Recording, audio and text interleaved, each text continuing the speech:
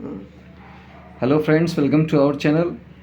आज हम लोग डिस्कस करने वाले हैं कुछ करंट अफेयर्स के बारे में, जो कि आपको बहुत ही कम टाइम में मिल जाएगा इसका नॉलेज। देखिए, करंट अफेयर है, ये फोकस किया गया है बेसिकली लोअर पीसीएस को देखते हुए और जो अपकमिंग एग्ज़ाम पेट है, ठीक है, उसके लिए। वैसे तो करंट अफेयर सब में आते हैं। तो उत्तर प्रदेश में कैबिनेट मिशन, जो कैबिनेट हमारा होता है बेसिकली, कैबिनेट मिशन तो छोड़ दीजिए आप, कैबिनेट जो मिनिस्टर, सॉरी ये मिशन लिखा गया गलती से, यहाँ होना चाहिए था मिनिस्टर, ठीक है, यहाँ होगा मिनिस्टर। तो 15% एक्चुअली में कॉन्स्टिट्यूशन में ये होता है ना कि 15% से ज़्यादा आप पूरे सीट्स का नहीं रख सकते हो मिनिस्टर्स को। तो 15% यानी कि जो कैबिनेट में अगर आप देखें तो टोटल 403 सीट्स हैं, तो उसका अगर आप निकालते हो 15% तो अप्रॉक्स इसका आएगा कितना, 60। तो वो इस बार यूपी गवर्नमेंट हिट कर गई है। तो आपसे क्वेश्चन पूछेंगे कि कितने हो गए। एक तो आएगा स्टैटिक जीके में कि कितने परसेंट हो सकते हैं, तो आप बोलोगे 15% हो सकते हैं मैक्सिमम किसी भी के लिए। यूपी में कितने हैं, तो 60, ठीक है। फिर सेकंड हमारा है पहला हाइड्रोजन प्लांट जो लगाया जाएगा, वो कहाँ लगाया गया, यूपी में गोरखपुर में। क्यों लगाया जाएगा, क्योंकि इसकी कैलोरीफिक वैल्यू बहुत ही ज़्यादा है।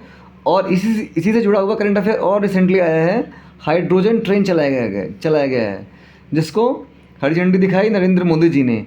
जो कि ये hydrogen train basically most of the part इसमें इंडिजीनियस है, यानी स्वदेशी है।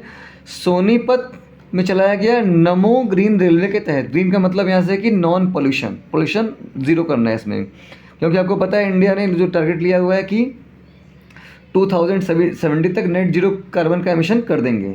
फिर उसके बाद नेक्स्ट न्यूज़ है कोका कोला इंडिया ने साइन किया है MOU किसके साथ, इन्वेस्ट यूपी। देखिए, इन्वेस्ट यूपी बहुत ही इंपॉर्टेंट वेबसाइट है, इसको एक बार आप चेक कर सकते हैं जाके, ठीक है।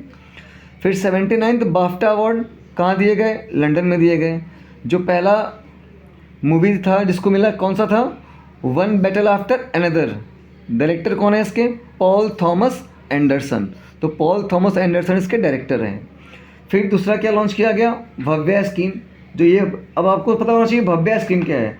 तो भव्या स्कीम जो है बेसिकली इसको सेंट्रल ने स्पॉन्सर किया है, ठीक है, सेंट्रल गवर्नमेंट ने, जिसमें 100 वर्ल्ड क्लास के इंडस्ट्रियल पार्क्स बनाए जाएंगे।